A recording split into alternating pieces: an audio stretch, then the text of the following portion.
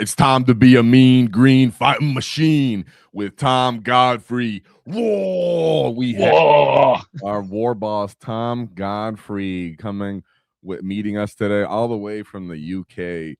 So we actually got to set this up finally. Hopefully, we can have a good chat about his orc winning GT list, as well as just his list overall, the mindset of what it is to be a consistent war boss, some tips and tricks from his point of view. And overall, this is live, so just talk with the chat and have a good time. So thank you for joining us. Tom, how you doing? Thank you for having me, man. It's a real pleasure to be here. I'm glad we could finally set this up. Hey, everyone. Yeah, I'm good. All is well. I'm still a little hoarse from the event this weekend because I'm going to events a lot of weekends. I find my weeks are recovery focused a lot. I bet, if you're because you're going week in and week out. Was this a teams event or another singles or what? This was a singles and RTT in Newport in South Wales. So it's about an hour and a half drive. Me and my buddy jumped on last minute during the week and drove up there. Yeah, it was a really good event though. Awesome. And you took the same War Horde list? Same War Horde list. Same War Horde list. So let's talk about it. If you haven't heard, he was one of the other orc winning GTs. I think now orcs have gone up to 3 GT wins overall since it's not bad. The update. I caught people off guard. I'll tell you that much. We were doing low before, right? We were doing such poor before, but here he is, one only undefeated, finally bringing it through with the same orc list. I don't have the nice presentation like I do on the other videos. So yeah, are you still able to see the list? Is it showing? I've got my my run at the moment. I can see the first 2 games of the GT I went to a couple of weeks ago. Oh, I see why. It's because it's showing another. It's showing it as a different tab. Let me make this nice. Gotcha. Yeah, so we'll show that right now with that. Pull up his list real quick, guys. Let me clear my stuff because I have too much random stuff open. Oh, and then, but speaking of random, we have the Bad Dog with 5 Waaagh Tactic memberships. Hello, you get. Like I said, this is live, so thank you for that. Thank you for the love you get. Let me reorientate this, guys, because I had everything open instead of just what mattered open. All right, we'll do it live. We do it live, boys. Here it is. Yeah, that's what I was saying. Thank you to the Bad Dog. Don't worry, I'll get back with you on that. Thank you very much for that. This is how we keep these things going because guys like the Bad Dog. So with Tom's War Horde list, which you have slowly been adjusting, if anybody's been paying attention, right? It's like, as much as it's easy to say, like, that's the same as it's always been. Not really. You have been adjusting things. I remember the Gazbrick himself. You weren't sure about for a little bit, which I'm sure I held off for a long time. Yeah, which is funny. Like, at heart, I understand it, but at the same time, if you're like intermediate and newer player, you're probably like, dude, all I hear about is the Gazbrick. How could you not want to bring it? So you can talk about that a little bit and how sometimes orc veterans are like, man, we don't want a Gazbrick for whatever reasons. But we'll talk about unpack that. We have double beast bosses. Sorry, did you always have 2 beast bosses, or did you have 1? I think it was back when Catan Hypercrypt was really, really meta. So that was what, maybe spring 24, I want to say, like quite early in this edition. And I decided, I've got to get around all this damage reduction. So I started bringing the 2 beast trucks. Now we have 2 beast bosses. Big Mech with Gaz, with Follow Me Lads, a boss Snickrot, and then double war bosses. You're a big fan of Snickrot. Do you want to unpack that real quick before we glide over him? Because sometimes people glide over Snickrot when there's so much damage on the table. Well, how was he so important? You said he was your MVP. So let's just I think start with your MVP. So I think at this GT a couple of weeks ago, he was my MVP, and I barely even teleported with him. It was purely because I loved having a lone op against shooty armies in the middle that they couldn't really interact with. So against Tau, against Guard, against shooty CSM, the Renegade Raiders list that I played, he can just sit on the middle objective while the rest of the list kind of jails them in, pressures them, and they can't really interact with him, and you can hold on to primary fairly guaranteed. Yeah, we're going to show your map layouts and everything so the chat is able to follow. We're going to show your deployment, your terrain layouts that you're playing on from the UK, and kind of give some context and visual assistance for what we're discussing as we continue to go through this, just so people that are following. Double beast bosses, the 20 boys, 4 trucks. I do like me some 4 trucks. No wagons. What's up with you not using wagons ever? Just want to hear your point of view. That's a really good question. So my personal perspective on wagons is that they're a really good target for big guns. If I think orcs really love it when the opponent either over or under commits into us. So if we bring lots of tiny trash vehicles, I don't care if they pop. At that point, they've done their job. And then if I can disembark into safety, ready for a Waaagh next turn potentially, then I'm fine with them being killed. A wagon is a much bigger loss. A wagon is hard to hide. A wagon is slower. That's a really big one for me. Even that 2 inches, it makes it much harder to get into a safe staging point. A wagon is more expensive. Is it what 20 points difference now for Yes. 2 trucks versus a wagon? A wagon has less carrying capacity. So if I was to swap 4 trucks here for 2 wagons, I couldn't take the 5 flash Gitz, the 6 Breaka Boyz with war bosses, and the Beastie Boys with beast bosses. That's then 23, I think, off the top of my head. Quick maths. Yeah. I like with trucks as well, you can spread out more. If your wagon pops, you got to get out 20 models and try and disembark them in safety. That's crazy. It's really hard to do. It makes it easier for your opponent to line up the multiple activations where they destroy the transport and then kill the stuff inside. So I much prefer being nice and spread out and just saying, sure, kill the truck, doesn't matter. I've got 3 more and it's done its job anyway. And if you hit that, it's also more chances to hit that sweet Korean. Oh, true, right. Hey, let's get some Koreans going. I like that. That's a good reason, actually, though, really. Best stratagem in the game is just not reliable. Yeah. Every now and then it wins me a game. So at Bristol, it really GT, does, though. Yeah, it really does. At Bristol GT last year, I think I was game 4, I want to say. This Grey Knights player lined up like 4 units ready to kill everything in a truck, kill a truck, and then kill everything in it. Hit a sweet Korean, goes behind a wall, spreads out some mortal wounds, keeps the units completely safe, and then he can only miss a Dimos 1 of them away in return because he's really committed at that point. Yeah, it can really change a game. It really can. It's in the humorous. It almost feels bad, but it's so silly that it doesn't. You're just kind of like, all right, dude, it's my one strat kind of weird thing.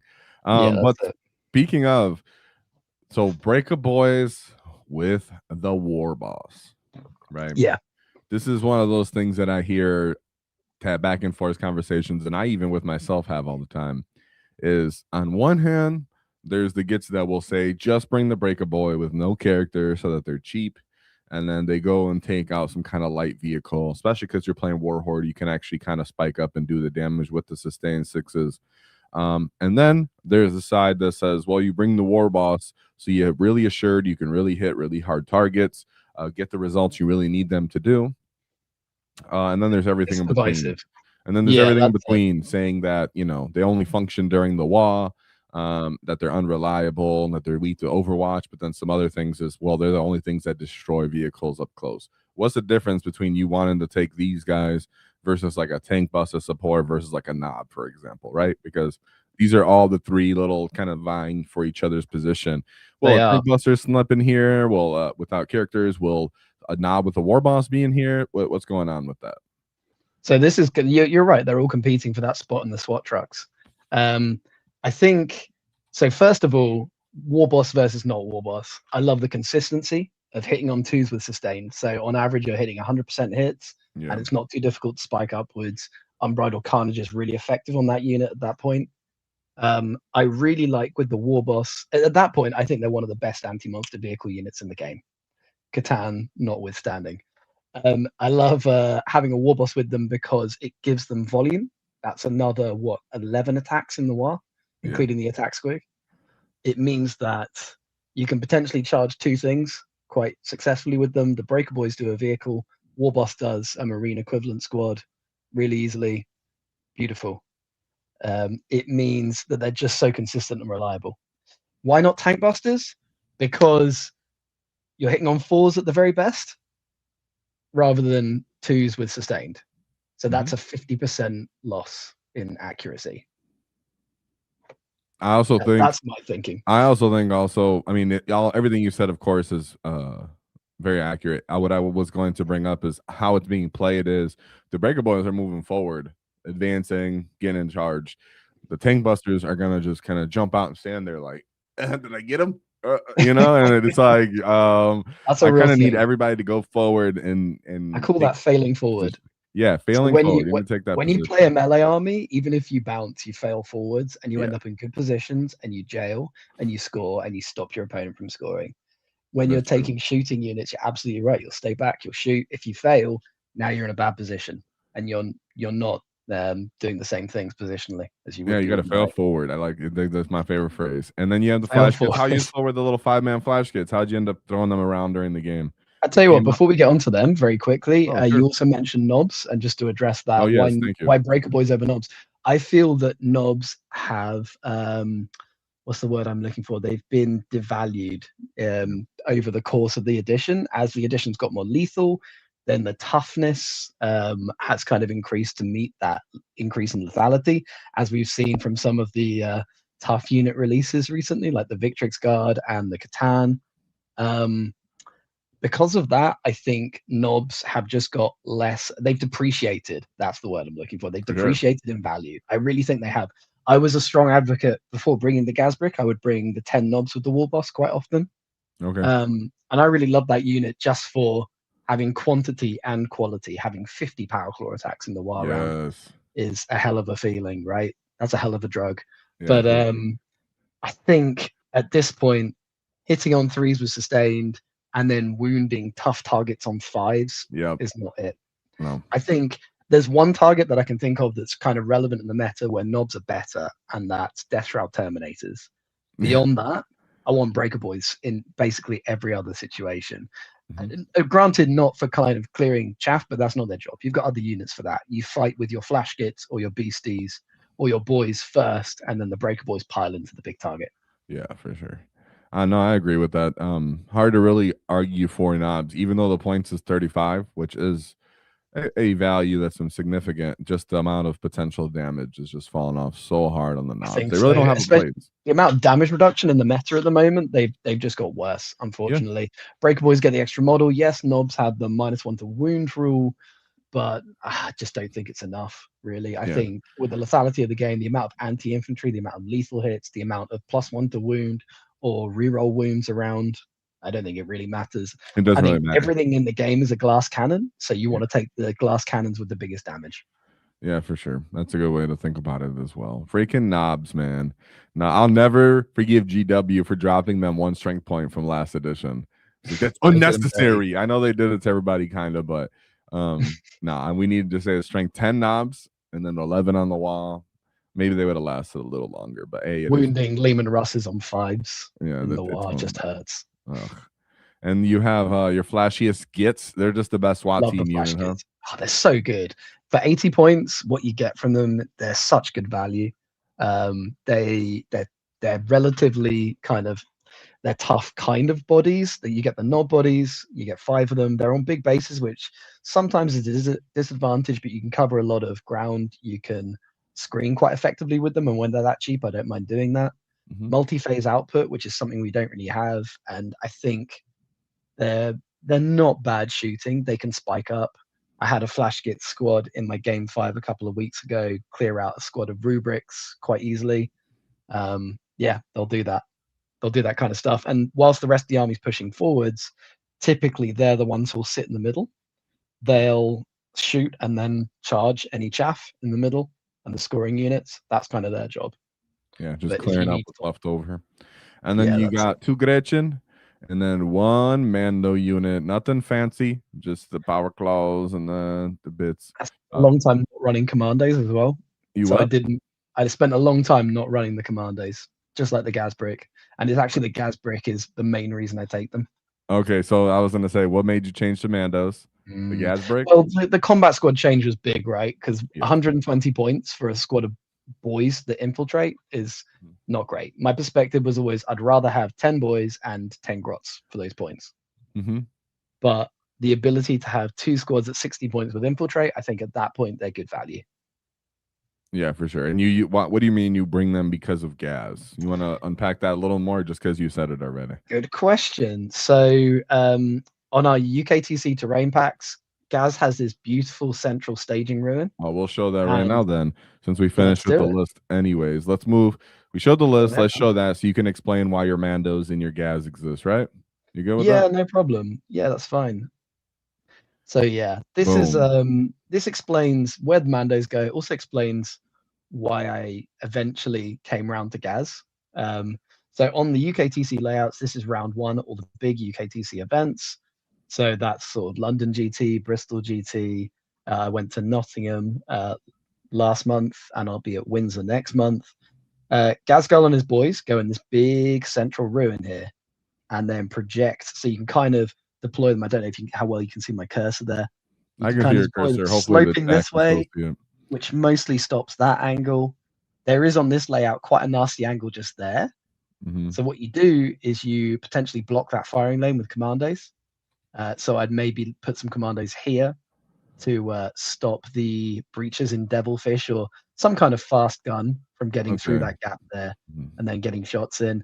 And against melee, I'll put the commandos inching this wall in the middle here just to screen that gas brick. So I'll have one here kind of stopping that little gap. And then, yeah, the Mandos go along there, kind of inching that wall and protecting the gas brick from an alpha strike melee.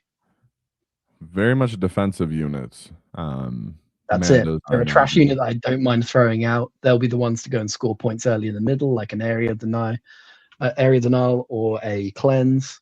Yeah, they'll be the sacrificial guys. Recently, they've been my sacrifice into Amintar, the new Necron unit, the guy with fight first, just to stop him doing a devastating heroic intervention. I'll just throw the commandos into him and be like, okay, you killed him. That's fine. Yeah. You just use them as your sacrificial anti that guy first. I get it. That's good. That's good. That's it. So yeah, 60 points. It's I'm okay to do that. Yeah, so yeah, just to quickly look at these layouts here. So this is the sweeping engagement, I want to say, layout where Gaz can go in the middle there. We've got the Crucible of Battle layout, and again, you've got this lovely space just here that's pretty safe from firing angles. There is a danger of getting something onto here, this little base plate here to shoot down that way. But again, that's potentially where you put the Mandos to stop that from happening if you're up against fast shooting. And then this is the Dawn of War layout. This is my favorite, I think. You're really close to the enemy. You've got this lovely base plate right here to protect you from this angle. So yeah, Gaz and all his friends can go right in there and threaten most of the board from that central ruin. I think you showed that in one of your other pictures, right, with the arrows. Yeah, that's right. Do you want to have a look at that? From this position, you showed how it kind of, and it's a good way to visually show how far it actually reaches when you stack. Here we go. Follow me, lads. Boom. Every direction you can kind of end up going. So this is my typical deployment on this layout with this list. So I like the beast trucks to be flanking. I like them on the sides there because they have such utility. They're a good profile in so many units in the game. The fact they go to strength 6 means they can threaten even kind of elite infantry just through sheer volume. I've got my Grots obviously on home. Another unit of Grots ready to try and advance onto the natural expansion. If they don't roll high enough, I might just leave them in the point of this building ready to come out next turn. In this particular example, I've got my Mandos behind this ruin footprint over here, ready to go onto the expansion objective and do an action. And as you can see from these arrows here, even from deployment in turn 1, Gaz is threatening most of the board. Each of these little squares corresponds to an inch, so this is actually an accurate threat range here. I took the time to meticulously count out 28 squares there for the threat range of Gaz with Follow Me Lads on the big mech, and Here We Go as well. So yeah, it's a dangerous unit, and that's what you're paying for, I think, with the Gaz brick. It's a 500-point unit with the enhancement. It's not cheap. Yeah. But what you're paying for is threat projection. You're paying for the fact that you could do that and how that affects the metagame, how it affects how opponents play. Yeah, in my opinion. And if you whip the unit, have charge, touch, tag, paladin, multi different units, it gets quite obnoxious with how you can fantastic. Jail and hold people. I had a game round 1 at the weekend. I was against a fun dread mob list. I felt like a horrible person. So this guy had brought a Stompa. Reasonable. You're not the only one in my local Mets to say that. Don't do it to my Stompa.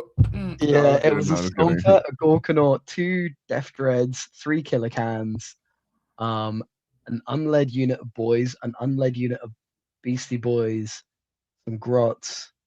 Yeah, anyway, so in turn 1, I charged a Gorkanaut with a bunch of breakers. In fact, thinking about it, it was on this layout, so this will help us visualize. So the gas breakers all deployed here. I had breaker trucks here and here. So these breakers got out in advance and then charged the Gorkanaut right about here, right at the front. The gas brick then all came around here, also charged the Gorkanaut.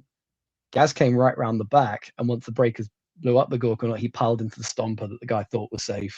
Killed the Stompa with 32, I think. No, it was 36. 36 damage into the Stompa. And Gaz just soloed it in 1. That was in turn 1. I did go second, so he came forward slightly.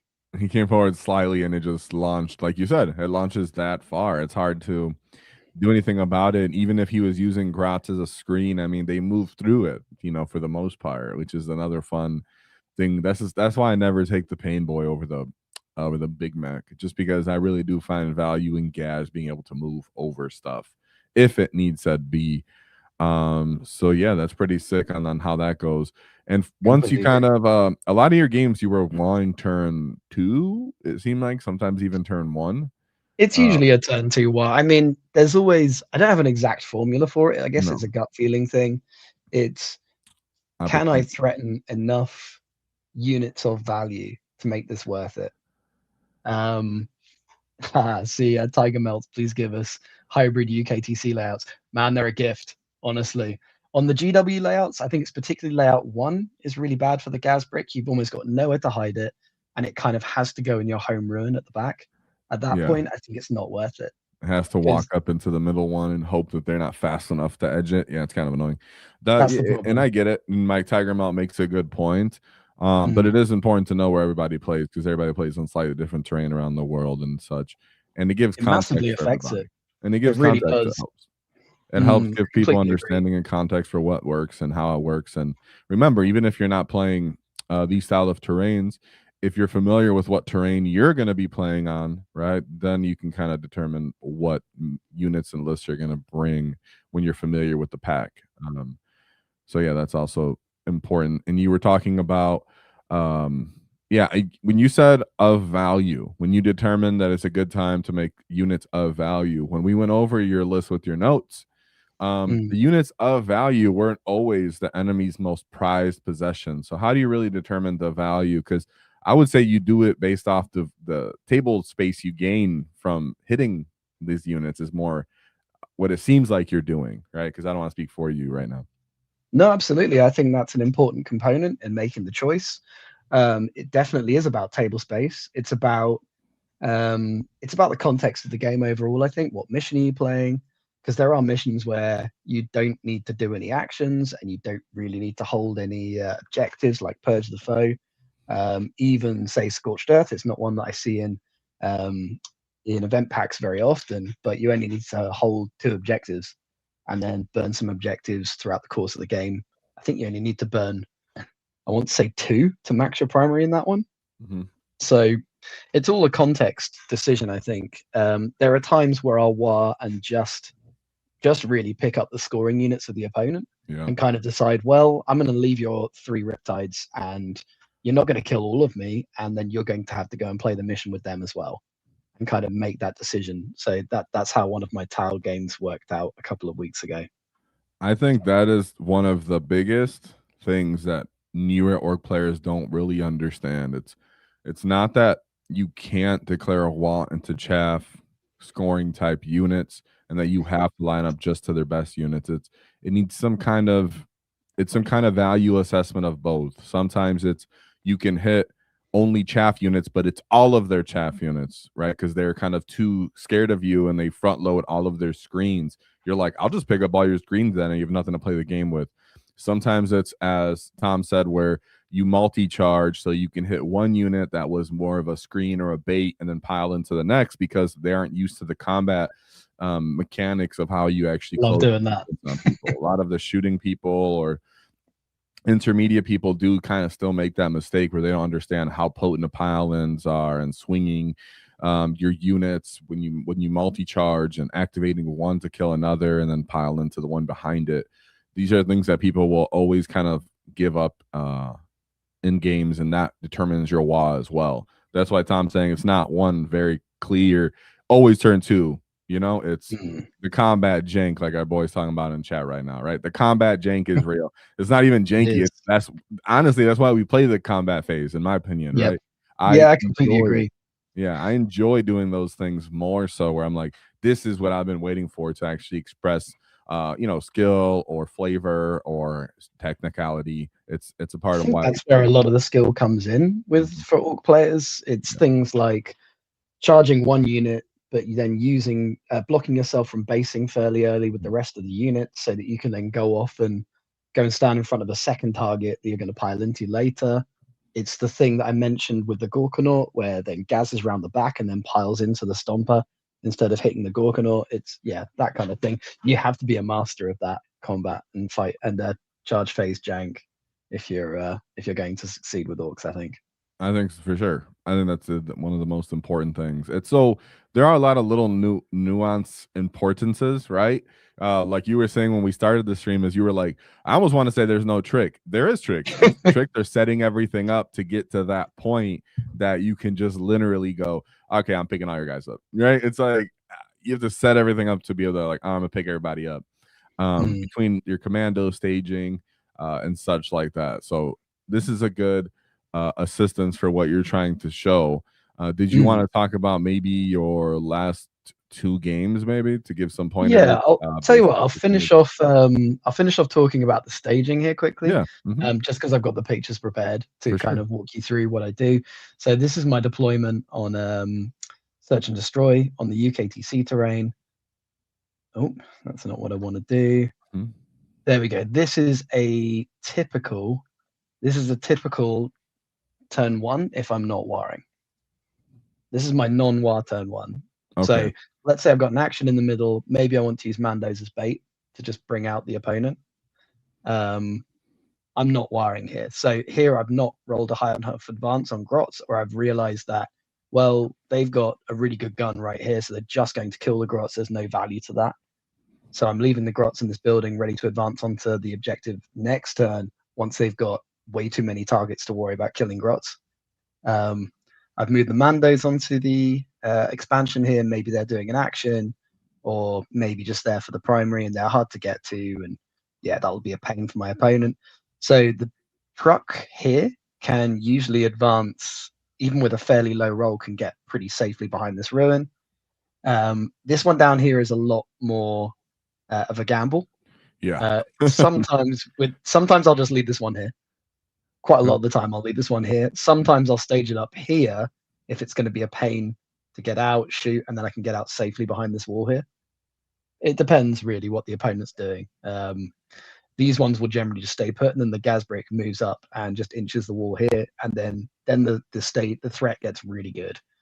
So I guess if I was to have an equation, it would be kind of, are there units within about 20 to 23 inches that are worth picking up?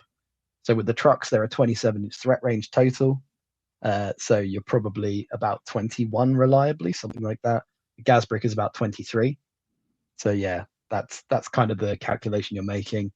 In my final round of the GT a couple of weeks ago, I did provide a picture to you just to illustrate how that went. So because my opponent, a great local player down here called John Summerfield, lovely guy, he does very, very well locally. He's won a golden ticket and won Bristol GT and things. He strat reserved 2 out of his 3 Predator Destructors and deployed just the one. And because he had just the one, I knew I could safely come out with this truck here, stage behind this building. He needed a huge advance to get out, and then it's not certain that he's going to kill me anyway. So because obviously, he was playing Renegade Raiders where everything has assault. So it was kind of a gamble it was a calculated risk on my part with the idea that if I can get here and survive, or at least keep the beasties alive in this little space right here, then I'm going to have a fairly reliable chance to go and pick up that pred next turn. That was my thinking. I do like that as an orc. You do have to make that risk, right? Where it's like, ooh, it's a one tank versus one truck. I'll take those bets all day. Now, if they got redundancy, then you're kind of like, okay, I gotta plan to die here. But a truck can survive one-on-ones with tanks. I mean, maybe I'll roll that 6. Maybe I'll careen over and get ready to make just sit right next to him behind the building, like I'm about to get you next turn. No, a careen can just ruin someone else's day. It's so good. I love it. Yeah. And then from here, it's really just people move up to start clearing, start taking firing lanes, and that's when you get close enough for your gas break and maybe some breachers, for example, and stuff like that. Did you ever find Overwatch to be an issue for your breachers? Yeah, for sure. Breakers are definitely vulnerable to it. I think. I was speaking of breachers. You're all good, man. God, I hate breachers. So I think for me, I'll always try sequencing my movement to try and bait out the Overwatch and other units. Yeah. It's almost there's a thought process of what can handle the Overwatch and still be threatening. So my number one for that is either the Gasbrick or the Beasties, depending on kind of the volume of firepower. The Beasties have got their Feel No Pain. It's not a lot, but it can help. Really, the Beasties punches in the Beast Boss, as long as 1 or 2 survive a lot of the time. Sort of, I would happily just send the Beast Boss with 1 guy into that Predator. Right? Yeah. He's that good. I did 22 devastating wounds to a Land Raider Redeemer at an event last year, and I'm still coming down off that high. The Gasbrick as well can probably take some punishment, unless it's a really horrible Overwatch. I'm talking like 10 Flamers or something like that. They can probably take a punch in the mouth. The Flash Gitz, because they're cheap. It's really only the breakers that are the issue or susceptible in that way. The rest of the units can all kind of take some boys getting melted off the sides of their closing the distance, right? The breakers are inherently swingy because they're a 4-up. That's the thing. So you don't want to lose that volume. I mean, a lot of the time the tank busters will be as well, but they've got 2 4-ups in a row, which makes them so much worse, in my opinion. Much worse. Yeah, I think so. So I think, it's a thing of trying to bait out the Overwatch on the units that can handle it, and then bringing in your breakers. I think if the opponent saves their Overwatch till the charge phase, then oh boy, then you're in business. So that actually happened in this game. He didn't Overwatch in movement. He had rubrics at the top of this building here with flamers, and I definitely thought the Gasbrick was going to take an Overwatch. I was prepared to just take it on the chin. It was only 5 rubrics. He had another squad of rubrics over here, and then I kind of so the Flash Gitz killed the rubrics at the top of the building. 1 squad of Flash Gitz. The other Flash Gitz killed the cultists in the middle with their shooting, and then I charged the Mandos into the rubrics because they can't be Overwatched, and then you've got around the Overwatch entirely. Oh, and for the Beasties, they got to here once they're disembarked and advanced, which meant that the Pred couldn't Overwatch them either. Oof. Because they're charging from behind the wall, and Big Guns Never Tired does not work offensively in the charge phase. Yeah, it's quite a potent setup. Do you mind another layout maybe you can show real quick? Because this one looks quite overwhelming when you look at it like that. The enemy can't really go anywhere, besides maybe their own natural very lightly in that very small L piece where they can like toe in right there. Yeah, that's it. So against I think 3 weeks ago I went to another GT. I lost to Catan in the final round, played by my good friend Jake, who is a fantastic player as well. And it could have gone my way. We rematched it on TTS a few days later, and I managed to get the win. So I was like, oh, it is possible. That was a nice little morale boost. But in round 4 of that tournament, I played Adam Parmenter, who's a brilliant Space Marine and Blood Angels player. I've got a lot of respect for him. He was playing Ultramarines, just the 1 squad of Victrix, which was nice. He screened the Gasbrick on 16 inches, which is exactly what you need to do as an opponent. They need to screen you on 16 inches so you can't get behind them, right? Yeah. So he used the squad of 5 Incessors, and he spread them right out across this area here. Now, what that meant is, number 1, if I want to, I can declare something behind it and the Intercessors and go right through those gaps between his bases because he's so spread out. Yeah. If a 32 mil base can fit in between, then you can run through it. Yes. Number two, what I did is I just landed an inch away from him. Flash Gitz came out, shot the intercessors to death, and then Gaz can declare the Vindicator on his home objective 9 inches away. With the +2, it's a 7. I'm willing to re-roll that if I have to. It's a gamble. I think melee armies inherently are a gamble. Oh yeah. That's why the most competitive players don't generally, for the most part, ever pick combat armies as their go-to army, because the consistency value. Not mono melee is risky, but you know, that's all part of the fun, right? That's basically what we're doing, is nerdy gambling. And what you said is actually important. I think people do forget that too. That happened in one of my after action reports that I was showing, where you can kind of forget that when you're either screening or getting screened, that it's, well, if I declare that as a charge, I can move through that gap between your models with my 32 mil base. That's it. They have to screen you so carefully to not leave those gaps. Yeah, people mess that up all the time. And once it happened to me once in a combat game where I was like, oh no, wait, no, that's usually on me. I didn't like that. So no, it's a big factor. I bet you haven't done that since as well. No, absolutely not. Now I always look for it on everybody else, right? I'm like, you're used to doing it. I'm used to doing it to people, but now, like I said earlier in the video, every person is susceptible to mistakes, which is when you have to set up your screens and how much you commit and such like that. And that's where we take advantage of as orc players. Experience is a powerful teacher. What's up? Experience is a powerful teacher. There's no substitute for it. Yeah, absolutely, dude. Always take your losses and the mistakes on the chin, because you're far more likely to remember them in the past than if you just ask for polite redo. It's not worth it, especially in practice games. Yep, you got it. So just to quickly take you through the staging on a couple of other layouts. Usually I'd have a beast truck just on behind the footprint here, ready to come out 3 or 4 inches, and then bomb forward. Hopefully getting safely behind here, but that doesn't always work out that way. Either that, or I stage it in the point of this building if I don't think I can come up here safely. Another beast truck will usually be here. This is a lovely little spot for a truck. That's exactly truck size right there. And it ensures that you can't be shot from this angle or this angle. They have to kind of get to, all the way down really before you start getting shot there, or onto this footprint. And at that point, I'm fairly happy because they've committed forward a lot. Yeah. There is, as I pointed out before, there's a bit of a danger firing lane here into the gas brick. But if you can screen that with Kommandos, then you're pretty happy. So my round 3 on Saturday, I was playing quite a good tower player.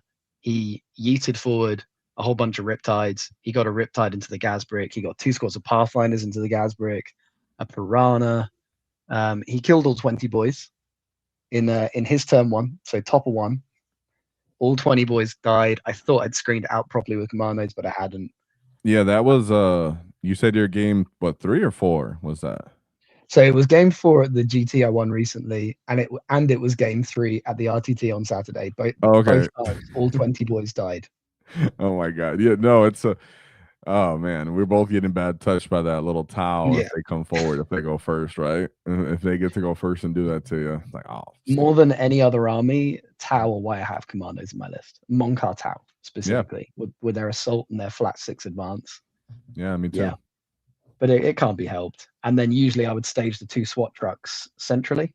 So I'd have one up on the line over here, and then one slightly behind it in this kind of 8-inch zone. And then the gas brick stages here and kind of slopes off to stop this angle. Yeah. Absolutely. What a devastating potential threat range, but there does seem some open pockets in here that I've heard from people mentioning for UKTC. Getting to those safe positions is a little rough. How do you usually combat that with these huge gaps? Do you really just stage aggressively, get as defensive as you can, and call a second turn wall? Is that really? Yeah, usually. Right? So yeah, just like in the first example I showed you, if I don't turn 1 Waaagh, then the gas brick will move up in this building and get right in there, and then you're threatening most of the board at that point. Yeah, that's really important for newer orc players to kind of realize is the whole idea of failing forward or staging forward is you are going to take some hits. You just need to mitigate them as best you can. Like when he chose which squads of trucks to move forward, well, he puts the snaggers forward, not just because they're versatile, but because they can take some casualties if a little bit is hanging off the edge, where they can lose 4 Snagga Boys, 6 Snagga Boys, 7 Snagga Boys, and still have a useful beast boss, compared to, you know, if you put your Breaka Boy unit forward and you lose 4 Breaka Boys, you've essentially lost the whole squad, you know? So yeah, that's there is little nuance in that as well that can be taken for granted too. And I like That's how you exactly mentioned the role that your flash gets take once everything moves forward is they're not trying to advance and get all stuck in the fray necessarily. They clear up some shooting. They punch some little chaff unit that's still in the way that was used as a screening, and then they just stand in the middle to get that stuff going. That's it. A lot of games, flash kits will be kind of one of my last units on the table if it's a close game, and they'll be the guys getting that multi-phase output near the end of the game, trying to clear things up, kill things, score points. I love being able to advance flash kits into a truck and then move the truck and then shoot as well. People underestimate just how much threat range that is. I agree. They overlooked at the fact that they can still be mobile in that way, right? Like even if your flash gets are tagged and you fall back, I think a lot of intermediate people forget that too. Your trucks can be used as runaway shooting platforms. Yeah, firing deck doesn't care if you've advanced, if you've fallen back into the truck. Yeah, it's a really nice trick to have.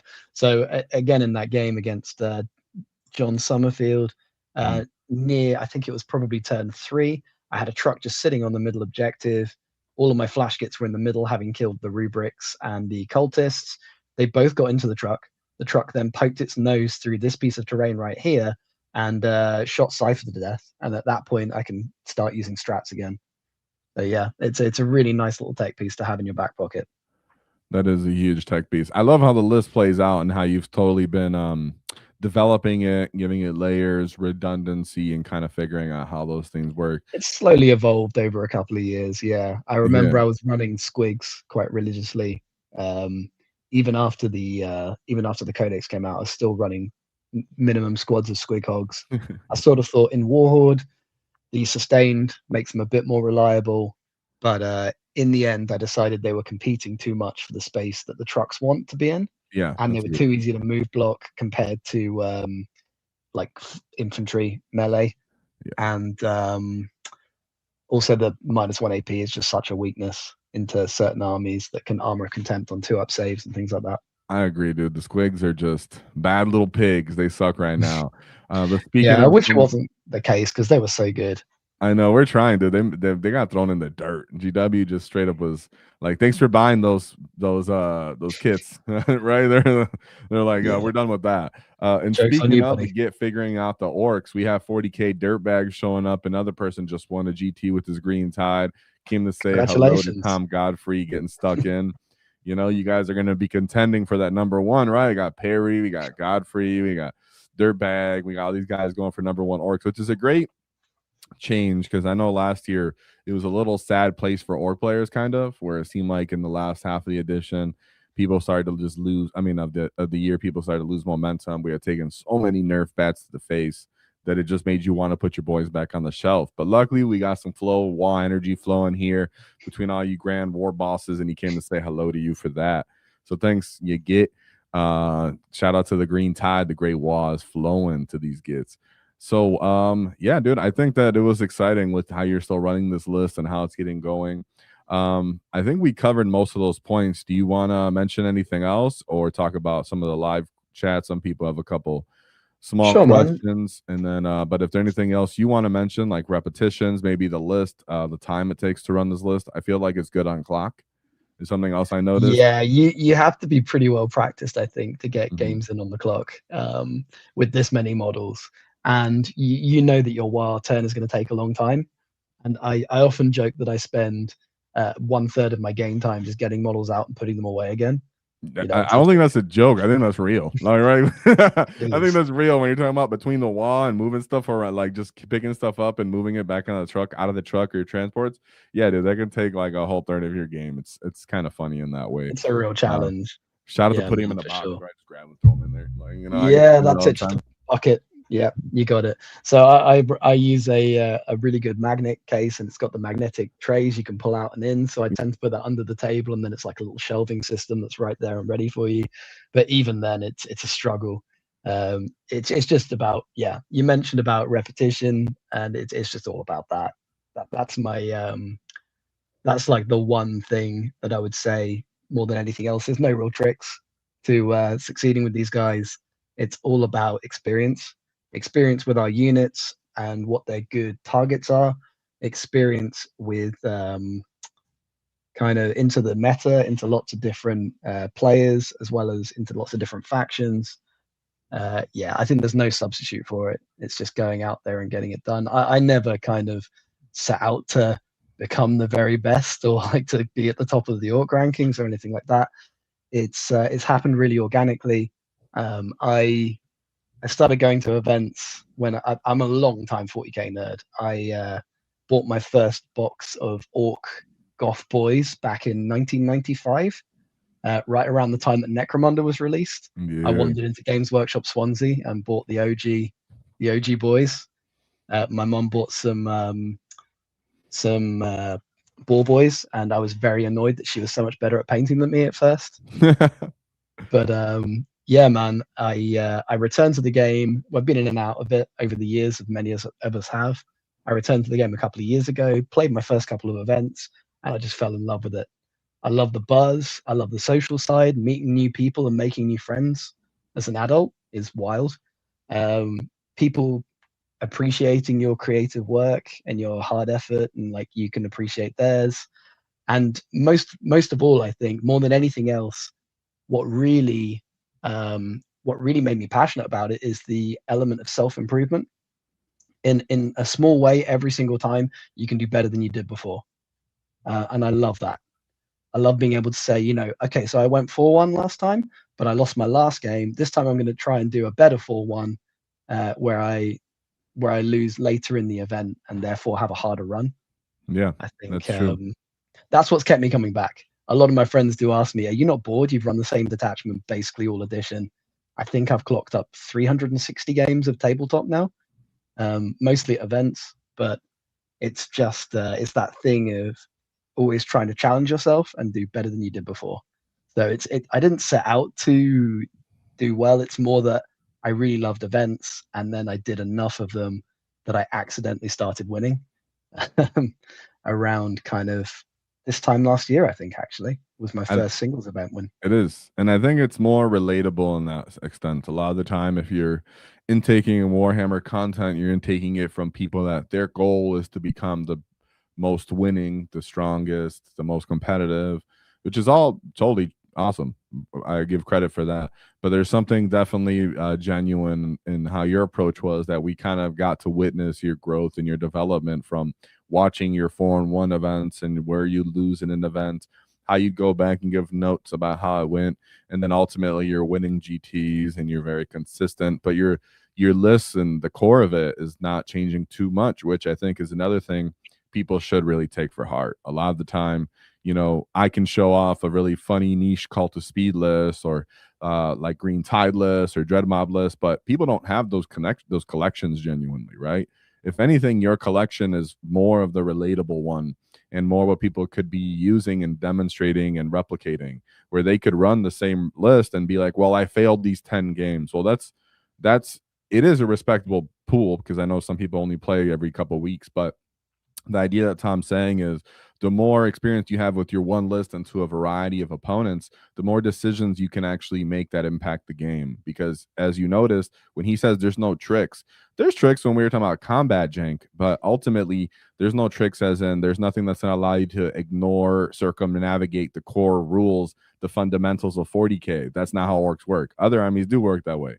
We do not. You must play the core fundamental basics of understanding combat, staging, losing assets, the pace of the game, time clock management. And then when you really do those fundamental basics, you become a far better orc player. It's actually that's what he's trying to say when he says there's no tricks to it.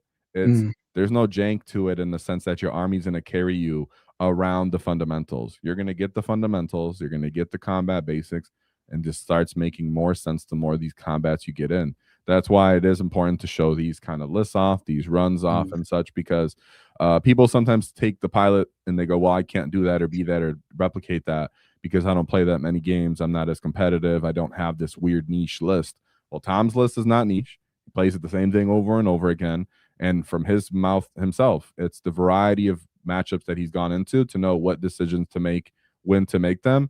And sometimes, like his Tau matchup, he made the same mistake twice back-to-back weeks, and he just goes, oh, that sucked. I'll learn from it again. That's it.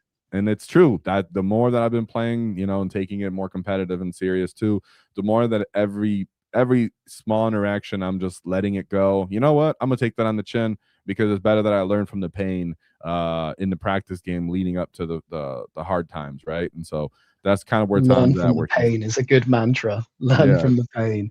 Yeah, man. I'm not doing anything special. I'm really not. I almost feel like a bit of a fraud being here, to be honest, because I put my Warhammer on one leg at a time, like everybody else. You know, I'm just there's no tricks, there's no secrets. It's just experience and repetition and trying to learn when you eat an L, which does happen. Yeah, and you shouldn't feel that way because I know when because I talked to Mark Perry. I talked to a lot of really good orc players, but Mark Perry is my favorite because he's like my spirit animal, where he's super genuinely humble because he's like, does this even make sense to you guys? Like he acts like he's just a wild man. He's like, dude, it makes sense. You're totally being humble in your approach. It's a great idea, and you too. It's like he's like, there's really not that much shenanigans to it, but then you hear you guys unpack it, and you're like, sounded like you spent an hour just setting up that one turn. Exactly. That's what orcs do. And it's really satisfying when you get it to go. But even if you're a clever git that likes to use the weird niche stuff, it's still fun too. Sure. So we can show some questions now from what I think from people, or Let's do just it. questions, little comments, whatever, going back from the top. Everybody has some stuff to say. So make sure you guys comment on that. Of course, shout out to Bad Dog for the 5 Watts active memberships, for the support during the stream. Thank you. We got that early stream today, boys, so we can actually reach out to the European gang. Shout out to you guys and everybody else that can see these. I like this comment where earlier I showed it. Wait, we're trying to win? Nah, we're always winning. Just it was funny org players. It's like, wait, were you trying to win? I was just trying to crump people the whole time. Yeah, let's see. It's the same goal. What's up? It's the same goal. Trying to crump people and trying to win. They're pretty interlinked. Yeah, they are. And if you not, then you crumped, you got stuck in, you still kind of won. Tiger mentioned something, not only measure, but tell your opponent how far am I, so you don't lose or gain an inch by accident. It prevents arguments, right? Playing by intent is a powerful thing. We kind of discovered this as a community, didn't we, a few years ago? And yeah, it's so great. So I'll get to the table and say, here's my threat ranges. I'll often measure at the start of the Waaagh round and say sort of, okay, so here's the distance between these units, and I'm looking for this much on a 3d6, and yeah, it's important, and it helps when stuff starts to flow before you roll the dice. Just measure it out, put little dice on the table. These conversations save a lot of pain. One thing as well that I always make sure to do is to say how I'm going to score my cards as soon as I draw them. So I'll talk through, okay, so that unit's going to do recover assets there. The truck's going to do it in midfield. Snickrot's going to pop up behind you. I think you've left the gap there. And it's out of sequence. But then if you've talked about it and you forget it later, 100% your opponent's going to be like, oh, it's fine. We talked about it. Just put it there. You talk about it. You're already there. Yeah, that's good. As long as people are still good-hearted, as I think they are more than before. Shout out to Arcane. Hot damn, Tom brought the docs. Yeah, he had it, and he wanted to show him. I was like, go ahead, dude. Go ahead, because we've been wanted to talk for like a year. Like you say, context is really important, right? I like this terrain set. I don't think I bring the Gaz brick on GW layout 1. I don't think it's worth it. But this justifies why he's in the list. To be in the middle. For sure. And like, you struggled to choose. Do you want to unpack that one more, just because I don't think we ended up touching on that? Why were you so hesitant to running a Gaz brick?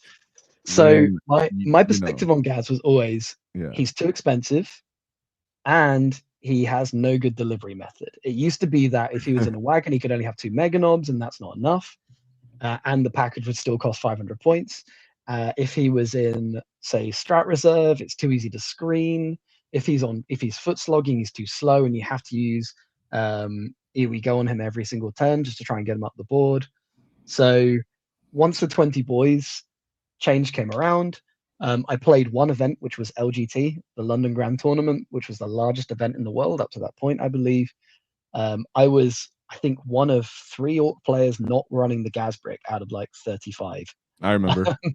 Yeah, so at that point, my thinking there was, yeah, it's probably good. I can see that Gaz now has a delivery method. That's what's really changed, is that now he has a delivery method. He's still expensive, probably too expensive in a faction where quantity of good value data sheets is such a strength. And I think in certain matchups, he's easy to counter. I'm thinking of Spectacle the Spike, which can just charge any trash unit into the gas brick and shut it down completely. But I think, yeah, what you're paying for is threat projection. What you're paying for is there's a unit here that's really hard to screen and it can basically get anywhere on the board. Deal with it. And then people kind of fall over themselves and panic sometimes trying to deal with it. I think I mentioned, and you mentioned in your recap of the GT a couple of weeks ago, where and it was on this terrain layout, the gas brick is over here. I have a truck just here, so it's behind this footprint, not quite in this firing lane here. And then he got the scouting Taurox and was like, yeah, I'm going to charge a truck and pin it in place. And then, yeah, terrible mistake. The gas brick then, Heroic intervenes. The boys block Gaz from basing. I think I actually did put Gaz into engagement with it, to be fair. But we block ourselves from basing, and then the rest of the unit just starts going this way, so that they're getting slightly closer to the Taurox than when they started, but ultimately going towards the middle and gaining movement. And then they pile in, and then they consolidate, and all of a sudden you're in the middle of the board in turn 1 before you've taken a turn. That's obnoxious. And then it's just wall from there. And then you ended up failing the charge, so that was on you. But I made a stupid mistake. Gaz ended up here, and instead of declaring the Chimera here and Lord Solar's squad here, I also declared a third target, which was the Dawn on his home objective. Yeah. I could have just declared, say, just the Chimera, blocked myself from basing. Gaz goes this way anyway, and then piles into the Dawn and probably kills it. And then a bunch of the boys could have done the same in Solar squad. Yeah. Lesson learned, I hope. Learn from the pain. Yeah. So I like the Gaz brick for threat projection. I love the efficiency of using stratagems on that unit. So we've mentioned Here We Go is an obvious one, but also the Heroic is great. The Fight on Death is great. The Interrupt is great. The -1 to wound on that unit is nearly an auto pop for me every single time in the turn after my Waaagh. Because what it guarantees is a lot of the time the boys will die and Gaz will survive just being a problem in the deployment zone for the rest of the game or for another turn or two. And that's huge. It's so good. It's almost that unit is not necessarily about what it kills, because it kills God with 100 sus lethal 5s. It is 100 dice for the whole unit if you take the claw on your big mech and sweep with Gaz, which is a lovely round number. With 100 dice with lethal sus 5s, it will kill basically anything in the game, but it's not about that. It's about how it warps the meta game. It's about being the ultimate distraction Carnifex and almost guaranteeing that everything else stays safe in your Waaagh round. It says to your opponent, I demand that you put all of your output into this one unit that's got -1 to wound this turn and might kill you back with Fight on Death. That's exactly what it is. People underestimate that. My unit's gonna die if I use the Big Mac and not the Pain Boy. It's probably gonna die anyways if we're being 100%. That's it. The game's lethal enough at the moment that I don't think it makes that much of a difference. They're probably gonna die anyways. It's about what can I get them to commit to, while everything else is kind of cleaning up and still moving up the field slowly. So yeah, that's true as well. It means that my other 4 trucks worth of kind of scary melee and a little bit of shooting survive and keep on being useful all game. Yeah, and you got Snaggers and Tank Busters and random dudes just hanging around still, moving up the field, getting in fights. That's exactly it. And I think one of the biggest indicators that the gas brick is worth it is the amount of good players that I've talked to that say that unit's obnoxious. It shouldn't exist. I hate it. So that tells me that it's worth using, I think. It is. I think the touching stuff, like you said, it's not about just killing, right? It's where can I end up just bad touching certain units, throwing my OC around even. Every boy is 2 OC. It does kind of stack up sometimes. And then it's, well, I'm touching you. Now you have to either fight me, shoot me at -1 to hit. And now, you were going to kill me anyways, but now you're less effective. So you got to bring in some support units to help. oh, you have to fall back, but that means now you can't advance and go attack a different unit or whatever it may be.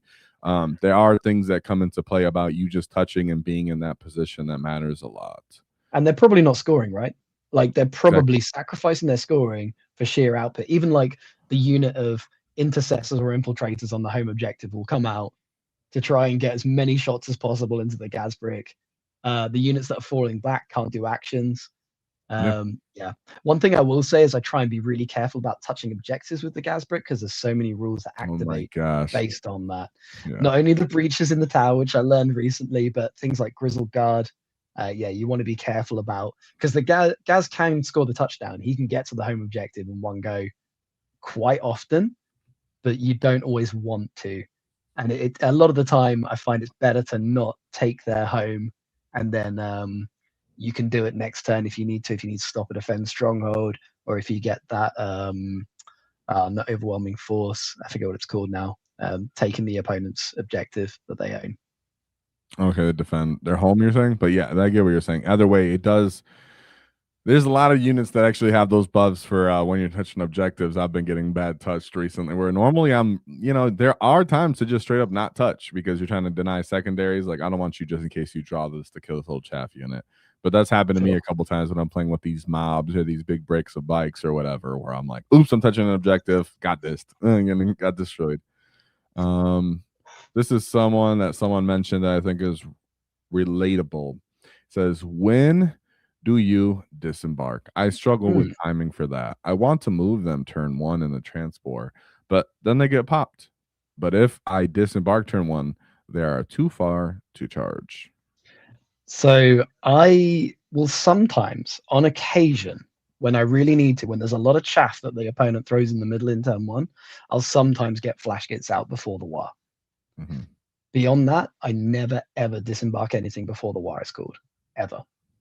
Unless my opponent pops trucks, then maybe I'll try and stage up somewhere, but never ever ever. I think good orc play is being really patient and hiding well and making good staging decisions, and then it's flipping a switch and going ultra aggressive and almost throwing everything at them. Having said that, there are times where it's an overcommitment to throw everything at somebody. There are times where I'll leave units and trucks so they can carry on being useful later in the game. Even breakers who famously aren't as useful outside of the Waaagh, I still sometimes leave them embarked, leave flash Gitz embarked if I don't need them. So yeah, I think my answer to that is I always disembark when I call the Waaagh, and not before if I can help it. Move them turn 1 in the transports, but sometimes maybe that move is going from, say, here just into the corner. If you can't stage safely, then sometimes that's better. If I roll a high enough advance, maybe I come out of this building here and then my truck goes behind this wall. But yeah, if I can't stage safely, then I probably just stage a little more conservatively, because still 27 inches from the corner of this building is still kind of over here somewhere.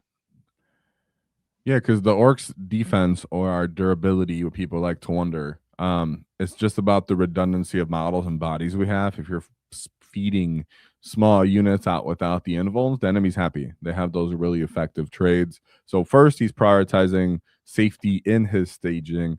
Also, he's mentioned that the SWAT team trucks themselves, right? If your truck has to go and be kind of risky, whatever's the most valued part of that truck is what's going to be in the safest position once it disembarks. And then if you have to tail in those 5 flash Gitz or a couple snackers on the tail end, if they're going to take a couple of casualties, you almost have to just endure that. And if you're staging on very situational, more desperate times when you're being aggressive, but generally it's safety first. Then it's what can actually be risky and jump out and still be hidden. And of course, pre-measure your opponents, because sometimes you think you're more in danger than you really are, and they're not actually able to do what you're thinking they can. I think that happens a lot to newer players. That's it. It's very contextual. Yeah, some armies will reach out and touch you, some just won't. Yeah, some can't, or in theory they might be able to, but they're not going to, because once they do, then they're completely out of position. Oh, you threw everything forward, like that Torox or whatever unit to kill my 1 truck and the guys inside. Okay, well then now my gas unit can smash into all 4 of those units you used for that combo and then continue momentum. So once 100%. the enemy crosses that like midway point or gets really close to it, you're almost in a giveaway Waaagh positioning where you're like, all right, cool, you overcommitted to me. So yeah, there's a bunch of little nuanced in there. Hopefully that helps. That's it. And then our Another boy, thing I like to think about when I'm moving a truck is where am I going to disembark if my truck gets popped. always got to think about that. And he said, our boy Blood Moon Muda, he says, Gaz can one shot a Stompa and War Horde, and I love the Stompa. Thoughts on that? And the Stompa, what, killing the Stompa in one shot? Yes. I mean, that's a sad indictment on the Stomper, isn't it? He was out of the Waaagh. Gaz rolled pretty well, rolled a lot of sustained lethals. It was 36 damage. It was hard to watch, man. I love the Stomper too. Let's be real, it's not been good since what, 5th edition, I think, when it was first introduced in Apocalypse. Yeah, I'm sad for it because I love the Stomper, but I'd say the main problem with the Stomper is just moving it. So I was on this layout against the dude with the Stomper, and I got to the table and said to him, so I know where your Stomper's going because there's only one place you can put it. Yeah. It's going right there. Like, this is the only space big enough for a Stomper where it can participate in the rest of the game. Because these ruins are all over 4 inches high, which means the Stomper can't move through them. Yeah, that's 100% have the Imperial Knights rule, where it can move through walls and then take a battle shock. Shame on GW for that, right? It's a shame on GW for that because there's so many other armies have it now, and for some reason our Stompa. That should just be a Titanic unit rule at this point, I think. Yeah, I'd like to see it on more units next edition if we have similar kind of walls ruins rules. Yeah, next time what the Dreadmount player has to do, you guys gotta be careful, is heroic some grots into that Gaz unit, boy, to protect your Stompa, dude. That would have been a great move. Yeah, because I think Gaz probably ended about here and his grots were here. Yeah, he could have done that. Yeah, I'd freaking bring so many grots for that reason. Whenever I'm running that silly Stompa style list, you just bring a lot of grots. It's not because they're super good at killing, it's because they're defensive units. Either the reactive, you can use that reactive move. Yeah, that's it, man. Use the reactive. Does the reactive have a restriction that you're not allowed to heroic after reacting? No. I didn't think so either. That's incredible. So yeah, the grot's reactive, do some mortal wounds, and then heroic as well. Yeah, that's my favorite thing to use when I'm playing with so many cans or Stompas, is use my stupid grots to be like, they're hidden, and then now they're out in the open, and then they're getting in the way somehow of your combat shenanigans. So yeah, shout out to the Stompa. We touched on it there. Quickly to touch on grots, I think they're one of the best stage sheets in the entire game. 40 points for 11 2OC bodies. In the Waaagh with an invulnerable save, like a lot of stuff bounces off them, which they're not expecting. Yeah, I absolutely love them. My favorite use of grots, I think, I love charging things that are inching the wall. Say, for instance, I've got a Vindicator here or some kind of tank that's not going to kill grots in combat. You charge them, you take the point off them, and they're not going to chew through the whole unit, and you flip the objective with a 40-point unit. I love charging grots into a fight first unit, and you kind of cover the entire frontage of the unit. You then charge with a second, say, a Breaka Boyz unit or something like that, just into the side. So you've got one model in contact with one model. Everything else lines up behind. The fight first unit wipes the grots, and then the Breaka Boyz pile in. Only one or two of their models would be able to fight the Breaka Boyz, and then they pile in and deal with the unit. It's a very thematic use of grots as like a meat shield. Yeah, like you're holding them in front of the guys while they're swinging first. Actually, we always used to have rules, didn't we, for grot screens? Yeah. Where, like, you were forced to target the grots and things like that. And shooting, that was such a good fun strat, dude. Yeah, we can't too much talk about grots because then GW's gonna nerf them for no reason, and I like them at 40. Leave my grots alone, man. Yeah, no 45. I want my grots staying at 40. I don't care. I hear that so much from people that I know that are familiar with orcs. They're like, them grots are a little too cheap, man. Those guys are kind of too good. I'm like, you better shut up over there trying to get GW to come nerf us. I'm not gonna concede this point. So the point that I even didn't put them in the S tier in my tier list video. We're like, no more of that. No more showing that they're the best thing in the game, because one, don't let them know, man. Never let them know what you're thinking. Yeah, it's a part of it's a tongue-in-cheek joke, but at the same time, you know, some people really do dislike when orcs are crumping them. I think it's real, man. I think grots are incredible. I think they're one of the best units in the game for that price. My God. Yeah, and shout out to Antonio. He said, just wanted to show some love. Whoa, thank you for that super chat. Both of you guys, damn, chat's giving some love right now. $10. He said, congrats on the win. Offended. The Stompa is good. Just gotta play it right. I think good is a stretch, but it's true. You can really play the Stompa. It's playable. I had a decent run with the Stompa in a charity event about this time last year. Yeah. I actually ran into that same player, John Summerfield, the really good local player. He was taking Purifier Grey Knights, and the Stompa did like 2 Dread Knights a turn pretty reliably for most of the game. Yeah, it does. Freaking love that boy. I'll take love for that just because I think our community directly is what gives the Stompa love and life right now. Because everybody was poo-pooing it, especially when I first made content about it. And now we're seeing it everywhere. People are just crazy, to be honest, as the orc community. I love to see it. You see people running weird stuff and Stompas and whatever, different detachments. And yeah, but shout out to Anthony, because I know he went to GT. I think he went like 4-2 with his Stompa, and he was just amazed. He was like, I can't believe I actually did this with such a funny list. But that happens to people more than most people would realize if you check out our community. At least you watch some of the videos, pay attention to some of the tips, like we we're talking about how to use grots, and then you can kind of make it work. Now, is it a totally odd skew that people can just annihilate it, turn 1, your game's over? Yes. But that's the risk you're willing to take if you're playing the Stompa. So thank you, Anthony. And I think you can do well. It's a hell of a stat check into certain factions. Mm-hmm. If you go to any event, you're rolling the dice on pairings. You know, you're kind of gambling on, am I going to get favorable pairings? That can happen. Yeah, for sure. Especially like Stompa, and you go into a tiered monster list, you're like, oh, you lost. Like, you know, like I will annihilate you as soon as you come out. So I love that. It's a part of 40K, right? There's people, a lot of the orc players are in the between, where they're just looking to have a fun experience, and I totally support people that are just doing fun stuff. Yeah, man, that's what our faction's all about, right? You got to have fun. Yeah, that's the only way to keep playing the same faction.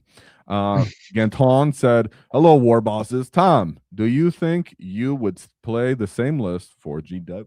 Sorry, I hiccup. For GW layout. Greetings from Germany. Whoa, we got some European German chats. What's up? Nice. I'm excited. That's why I wanted to see you get hello for this early day stream for me. But excited. Hello. Nice to see you. Tom, hey, you have a response? That's why. Yeah, I would not play the gas brick on GW layouts unless I knew that it was, I think it's layout 2 is the good one, where you have a staging building on the line in most of the deployment types. And then there's that big like triangular double ruin, isn't there, near the middle for both players on GW layout 2, I think it is. So there's a that's one, the one that you with the middle, the V in the middle. Right. So layout 1 is good, layout 2 is bad, I think. Mm-hmm. Yeah. There's a place near me that runs the GW layouts for every event they do. I've done quite well there over the last couple of years. But no, I don't think I run the gas brick there, to be honest, unless I know it's GW layout 1 for all of the games. I think I'd probably swap back to 5 trucks at that point. I don't know whether the 5th truck is another beastie truck or another SWAT truck, probably one of the two. I used to run the 10 knobs and a war boss for my 5th truck, but I don't think I would anymore. I think there's too much damage reduction in the game, and I just think the breakers are a better option in nearly every situation. They're at least doing the job more often. That's it. And I sort of think if I do go into Death Shroud, the war boss has still got 9 power claw attacks. He'll still do a lot by himself. Yeah, he does. With their 3 damage will tidy it up.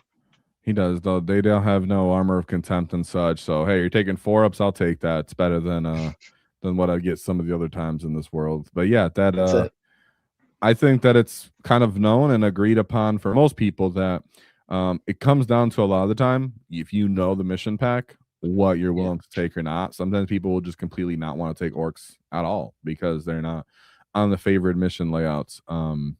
That's sad. And that goes for all your list designing and building in the gas brick, especially with how expensive he is.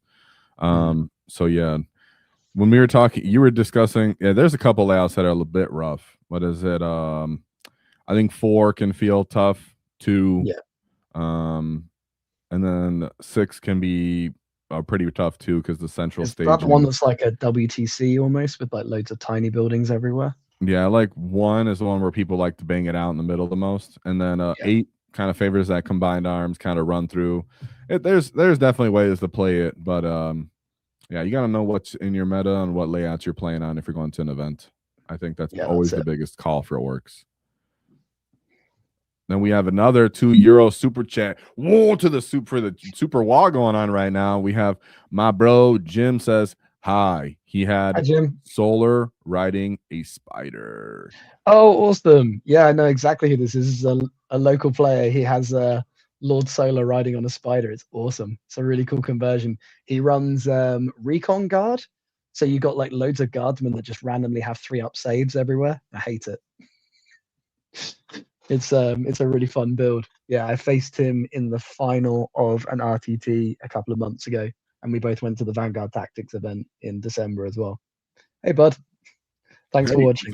Thanks for the super chat. Whoa! And people, I think, would be surprised, like you or a lot of other guys, have such good armies that are painted so well. Like, I think you won a paint competition that we had in the past, right? You got dice or something? I think I've won one of them with my Stompa, and then I think I was an honorable mention with my Flash Gitz, maybe. Yeah. So So you paint really well as well. So like you were being 100% genuine. You're saying you're just a guy having fun, and it just took you. It has to be a labor of love. If you're not loving what you're doing, then you know what's the point? This is an immersive hobby. It takes a lot of time. It takes a lot of money as well. It's not cheap.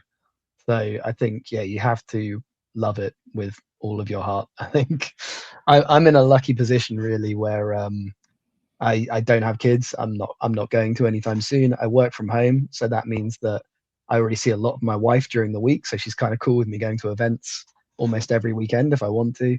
And not everybody is in that position.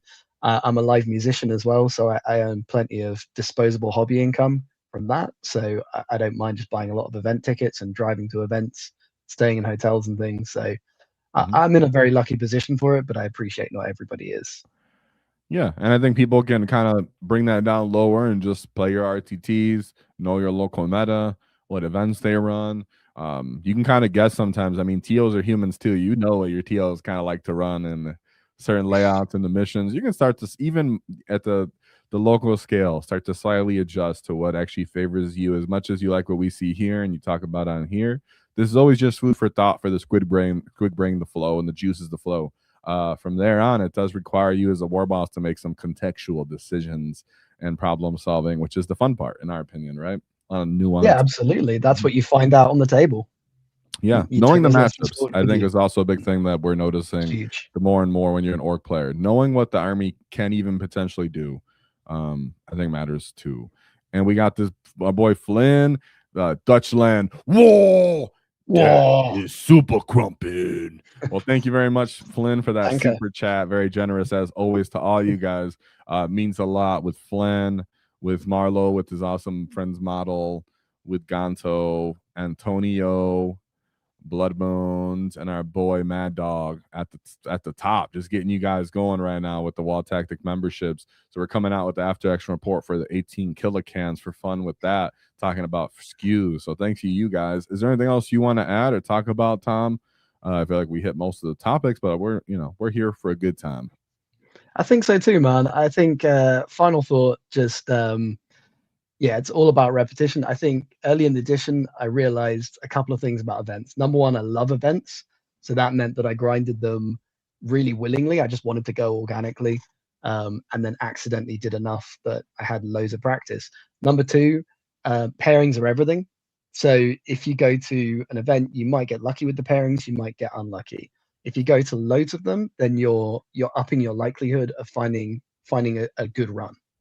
And number three, going to events is the most concentrated and the highest quality practice you can probably have. So going to events means you're going to get way more games in than, say, playing 1 or 2 games at your local store or your local club. So yeah, I think go to events is my kind of closing argument. Yeah, playing back-to-back games helps you with whatever the mistake you just made. You're more likely to remember the next game and implement it, the strategy, the thoughts as well. And I just think people should remember that we're here for a good time, right? And as orcs are saying, it's always about just getting stuck in and you're never really beaten. So yeah, we're excited for the orcs. Shout out to everyone that showed up to the chat at this time. Really excited to finally get Tom on here. It's been a while building up. So thank you for being with us, Tom. Thanks for having me. It's been a real pleasure. And thanks to everybody who's joined in. It's great to have you along. Yeah, we're excited. And we did the poll. We have the poll going. We had 120 votes for the poll, which is one of our bigger ones that we've done in a while. So I guess this time is working. The poll question was, is War Horde the best way to play orcs? And 79% said, yeah, they couldn't help it. The boys couldn't help but be mean and green like always. So I'm here with that. Thank you guys for commenting on the poll. So we're all excited for the Waaagh. A lot more to come here on the lists and the events. We got different players making different detachments work. No one's seen it coming. So let's keep this tide flowing, because when the green gets rolling, no one can stop us from going. So with that being said, last words, Tom, you good? Get reps in? That's it, right? Thanks, everyone. All the best. Take care. One thing to keep in mind is don't cross our wall, because we'll knock your teeth out.